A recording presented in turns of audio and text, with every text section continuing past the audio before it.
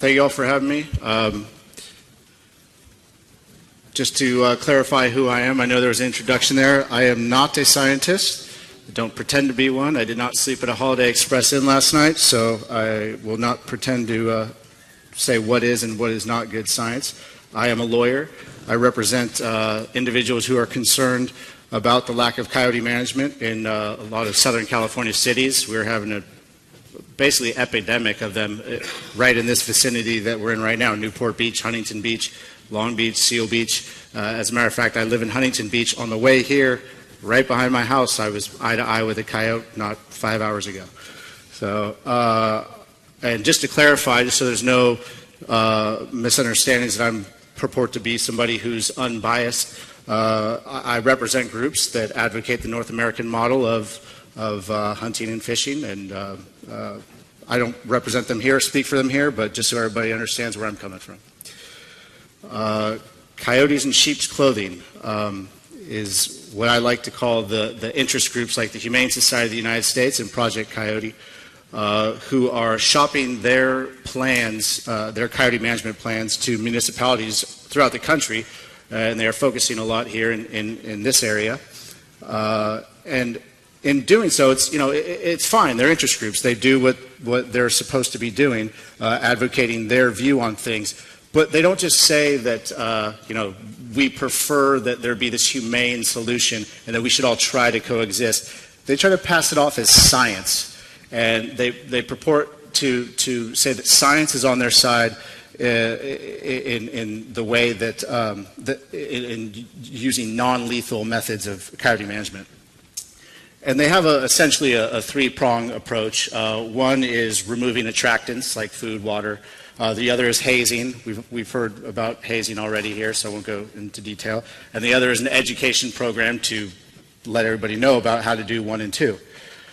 The plans generally provide for a tiered response. For example, if you see a coyote doing near a home, you're supposed to report it. If you see one getting aggressive towards a pet, you're supposed to report it, or engage in hazing, and so on and so forth, all the way down to the unprovoked attack of a human, in which case they still don't advocate lethal use, lethal take of the animal. They just say, if you do, make sure you do a necropsy to find out what was wrong with it.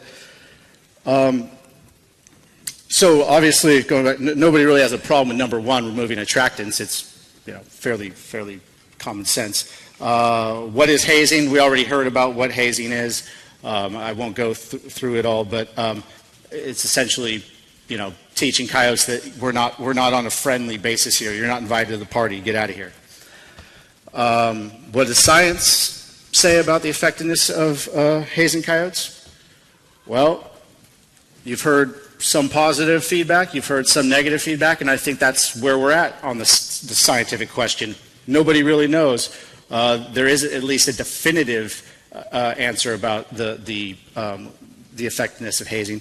But as you can see, there's some quotes from some pretty distinguished people in the field of coyote research who have expressed some pretty grave doubts about its efficacy, especially when you're talking about habituated coyotes and undoing what's already been done, versus perhaps getting a plan in place before coyotes become aggressive. There's all these variables, so there's no clear-cut science.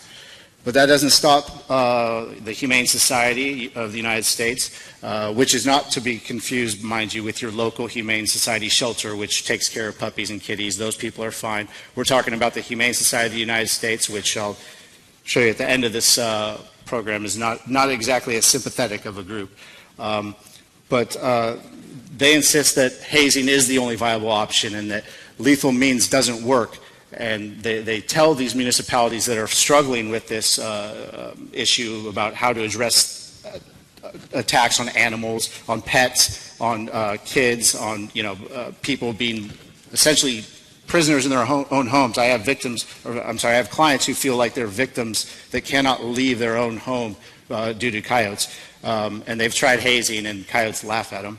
But the Humane Society has put forward this infograph which purports to show why killing coyotes actually results in more coyotes. Now, I went to law school because I'm not very good at math, but I'm pretty sure that killing means subtraction and not multiplication. But somehow they have been able to convince people that there is this process where the alphas go away and so the betas go have a wild orgy and start pumping out pups, and these pups don't know how to act, and it exacerbates the situation.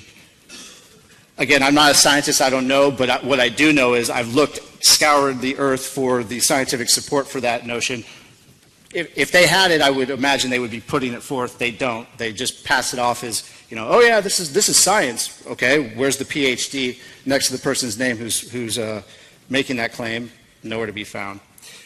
As a matter of fact, when Dr. Eric Gies, professor of the USDA Wildlife Research Center, of predator behavior, was asked about this infograph, he responded, "It is oversimplified and unproven." Additional problems with the Humane Society's hazing model is that it ignores experts' criticism of hazing. There's no response to Dr. Rex Baker's concerns or doubts about hazing. They just simply say, "Oh, nothing to see here."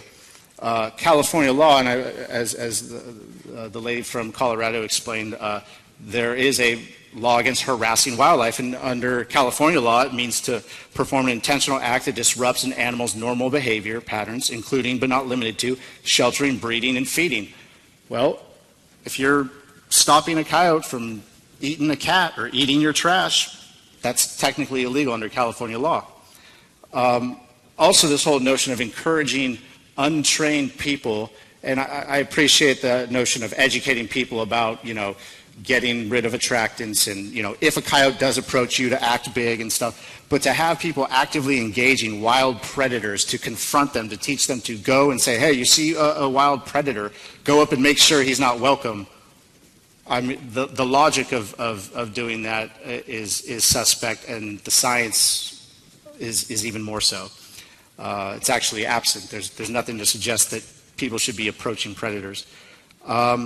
They also, ironically, ignore the issues with endangered species by not using lethal methods to manage coyotes. I mean, right here in the wetlands around Newport Beach, Huntington Beach, Seal Beach, there's several species of bird that call those places home that have nests in the ground that coyotes are probably having wild endangered species egg breakfasts.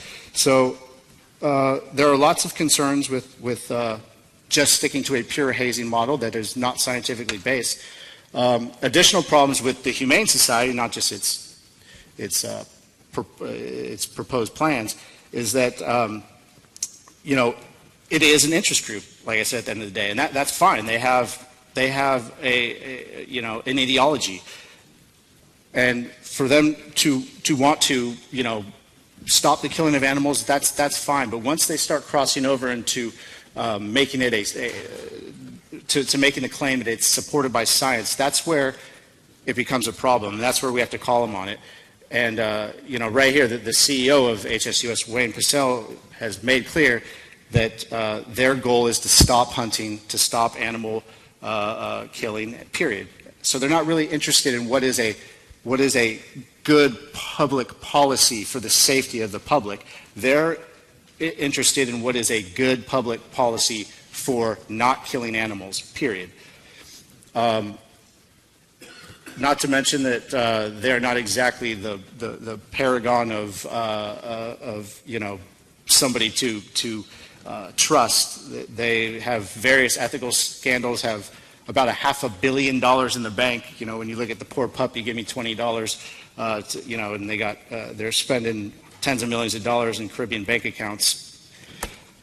I don't know. I wouldn't give to an organization like that. But for some reason, municipalities are still listening to the Humane Society, despite all of that, despite the lack of science, the lack of credibility, the potential for being sued by somebody like me. They don't they don't care. They continue on just accepting it. And I think that's pretty scary because that's not the normal behavior for cities, for municipalities. They're very risk averse. I happen to represent some cities, not for coyote management. To the contrary, I'm on the other side. As some in the audience know, I've sent letters to their cities on behalf of some of my clients, insisting that they consider the works of Dr. Tim, Dr. Baker, and others, and in response here, silence. So it goes to show you the power of the of the Humane Society of the United States over these municipalities when they are willing to, run the risk of being sued. They run the risk of their constituency up in arms. I mean, I have clients who are at their wits' end. Their city councilmen don't even want to talk to them, and for what? Because the Humane Society is there. Just to give you an idea, this is to the Long Beach City Council, who adopted basically the Humane Society's template coyote management plan, despite being informed by myself on behalf of my clients of all the information that Drs. Tim and Baker have put forth. No response, no engagement. I made Dr. Tim aware that they were misrepresenting his work because they tried to say that Dr. Tim was supporting their view of how to manage coyotes. I made him aware of that, and he responded in kind, making clear that he certainly has issues with their representation, and I'll let him speak to whether he heard back from them, but I seriously doubt he did. Which he did? Okay. Well, there you go. I guess he did, but I don't see any changes in the coyote management plan yet. So, with that, okay. With that, questions? Okay.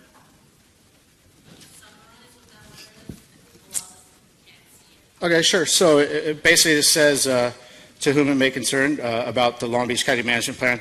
It has just come to my attention that a plan for the City of Long Beach has been made available for comment. In reviewing it, I find a number of statements about the biology and behavior of coyotes that I believe are misleading or incorrect, as well as definitions that are unclear. The plan is not consistent with recommendations that my colleague Rex Baker and others have made within our publications relating to the management of coyotes in urban and suburban areas. In short, I am doubtful that the approach described will have the intended results. In conjunction with Professor Baker, I would like to review this plan in detail and provide specific comments based on our experience in dealing with coyote-human conflicts in Southern California and elsewhere. I hope to be able to provide this input within the coming several weeks. Sincerely, Bob Tim. Yes, ma'am. So besides slamming HSUS and others like myself and Coyote Project that do believe and have actually witnessed hazing and other methods, non-lethal methods work, by the way, you're wrong. We do support lethal control of animals that attack people. We'll be the first to say it. What is your point of this talk? Oh, my point is to make people aware that municipalities are basically being peddled a particular plan from an interest group. Let's just say I think that people who are talking about the dietary, the diet of the nation, if they heard that the cattle industry was dictating a plan to Congress, I think that would be a matter of concern for people to discuss. That's all. Like I said, I'm not questioning whether hazing works or not. I said at the beginning, I'm not a scientist. All I'm simply saying is that there are people who do question hazing. There's experts in the field, and municipalities have been have not engaged those individuals and seem to solely focus on HSUS and Project Coyote for whatever reason. I don't know. I can surmise. I can guess. But it's their political power. Let's hold the questions till after we get done with the talk, please. Oh, I'm done. I'm done. But I appreciate it. Yeah, I was calling on her.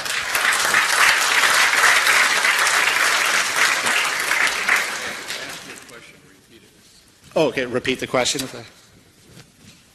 Yes, sir.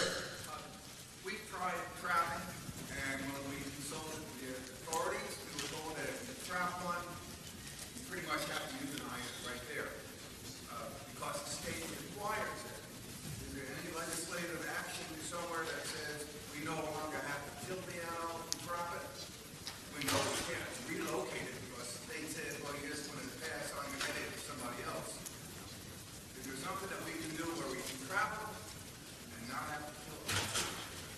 No, not under California law.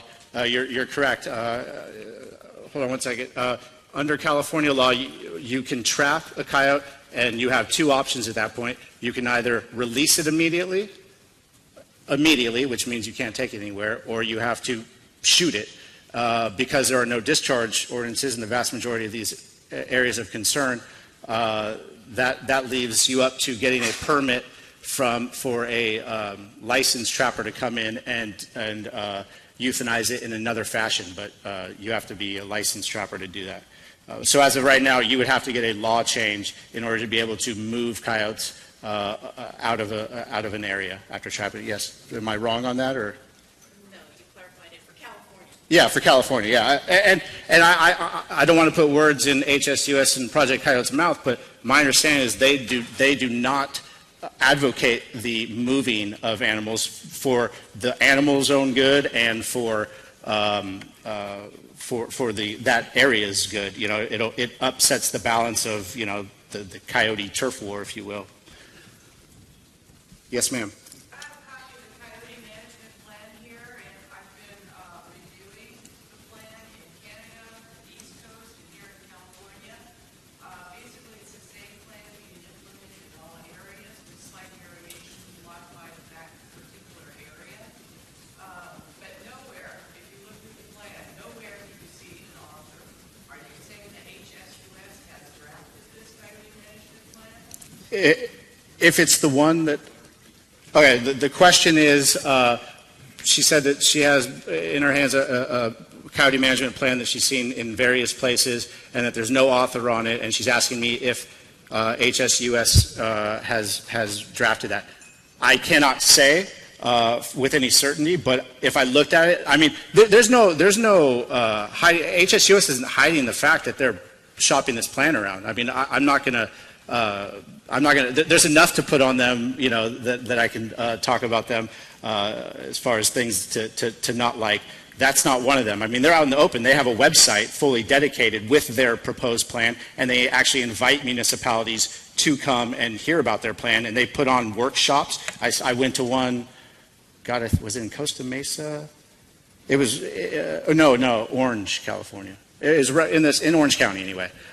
So, I mean, they're not hiding the ball that they're doing this. Where they're hiding the ball is claiming the scientific support for their policy, because there is no scientific basis that I'm aware of, and again, I'm not a scientist, that says that lethal take of coyotes means more coyotes. They have a whole infographic that explains their theory that once you take coyotes, that they will proliferate and that the problem will exacerbate.